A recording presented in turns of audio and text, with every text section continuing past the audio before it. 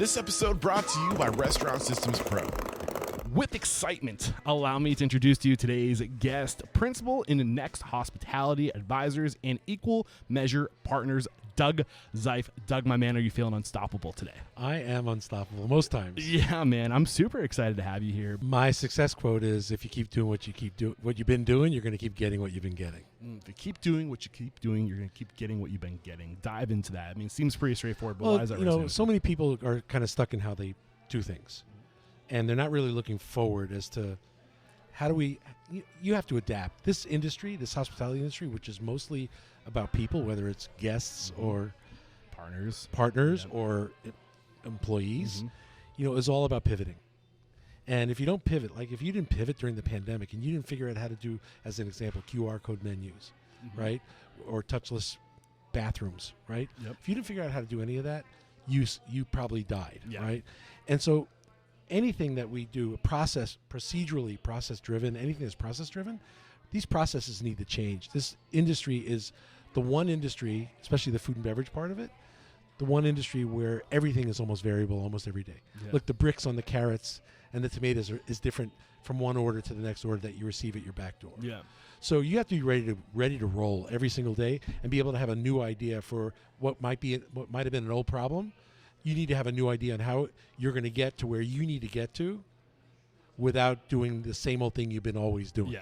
So many instances about our industry, about how if you didn't pivot, you didn't change, you kept doing things the same way. If you didn't shrink your menu, if you didn't learn how to bring staff in when there was no staff out there to have, if you didn't change your incentives and change your wages and change your benefits, if you didn't do any of that, you died. Yeah. You died. Yep. Or it might have been you survived, but you barely survived. It's right. For us and what I do in my company, it's about incentive.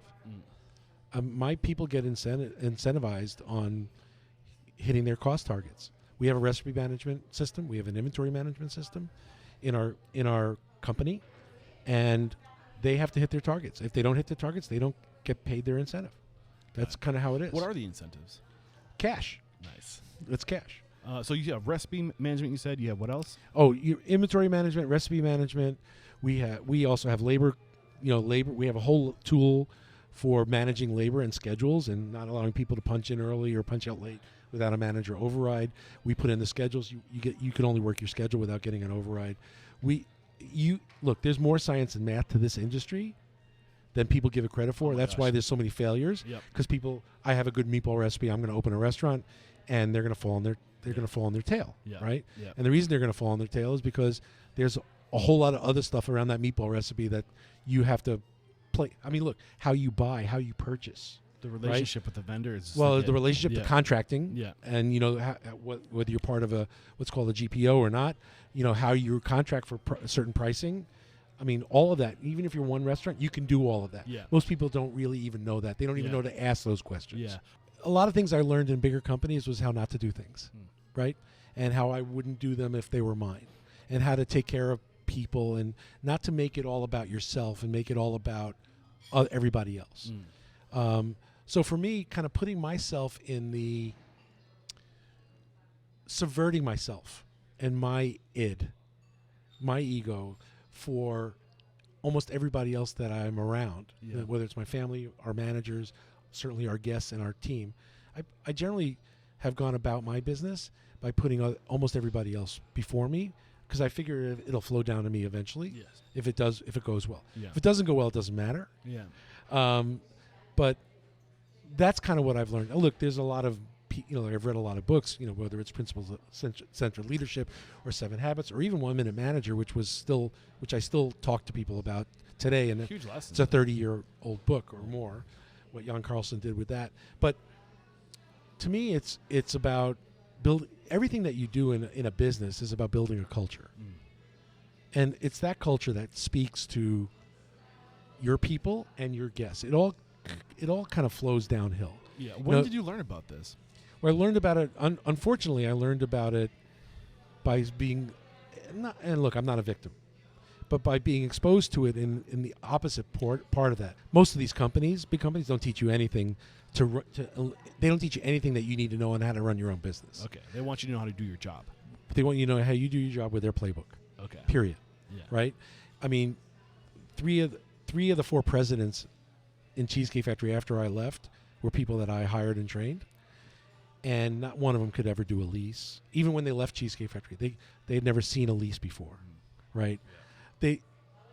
So most of these companies, and this is not a slam on Cheesecake Factory, by the way. This is the way corporate America works in the restaurant business. Yeah. They don't teach you what you need to know how to run your own business. They teach you what you need to know how to run their business. You're a cog in their the way. wheel. You're right. You're a cog in the wheel. Yeah. So, but from like a manufacturing industrial approach, that is the most efficient way to like. I feel like from like an industrial approach, right? Where you're looking at a machine and you're looking at people as parts in that machine. Yep. And that's kind of one of the issues with the industrial age is that it was only served the people at the top. Right. Well, and it's still that way in a lot of places too, right? I mean, look, I built the mechanism for Cheesecake Factory to do the first large menu. Yeah. B, to be able to execute it, prep it, execute it, and then replicate it. I built all of that. I also built the procurement end of Cheesecake Factory, the whole procurement department. All of that, and I did all the new restaurant openings. I opened my own restaurant in Delray Beach, Florida, with some partners. After the first year, I was bought out, and I went to Europe for a year. In a good way or a bad way? No, it was good. It was like good. Where you're so successful, you were able to. The restaurant was successful, but I was ready to be out of this partnership. Oh, okay. So I took a year off and went to Europe. Okay, good for you. And immersed myself in cuisine and wine and culture, and really was my first trip to Europe, and I was 27.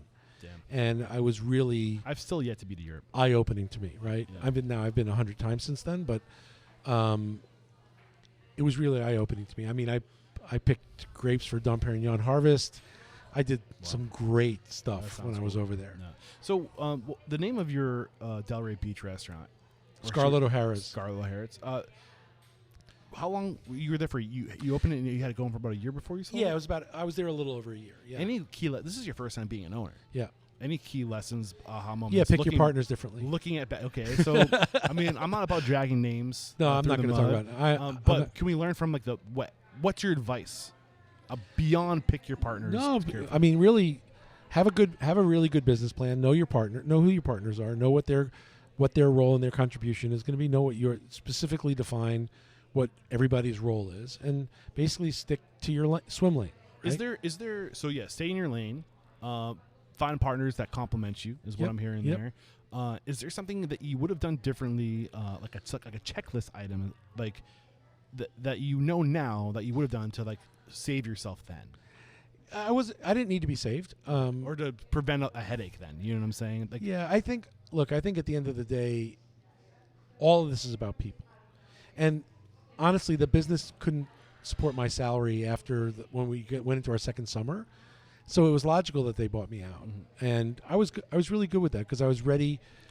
It didn't, for me, emotionally, it didn't fulfill what I thought it was going to fulfill in me. What was it missing, or what were you missing? It was missing the sense of ownership. I was working my tail off. It was certainly a learning experience for me.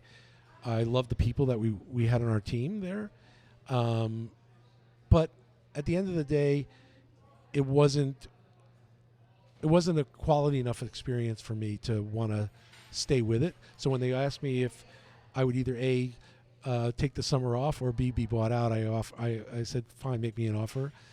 Then I said, make me another offer, and and they finally did, and I walked away with my head held high. Finally, well, what I learned a lot about was what I call deterministics. What's that? Which is time and motion, right? Deterministics.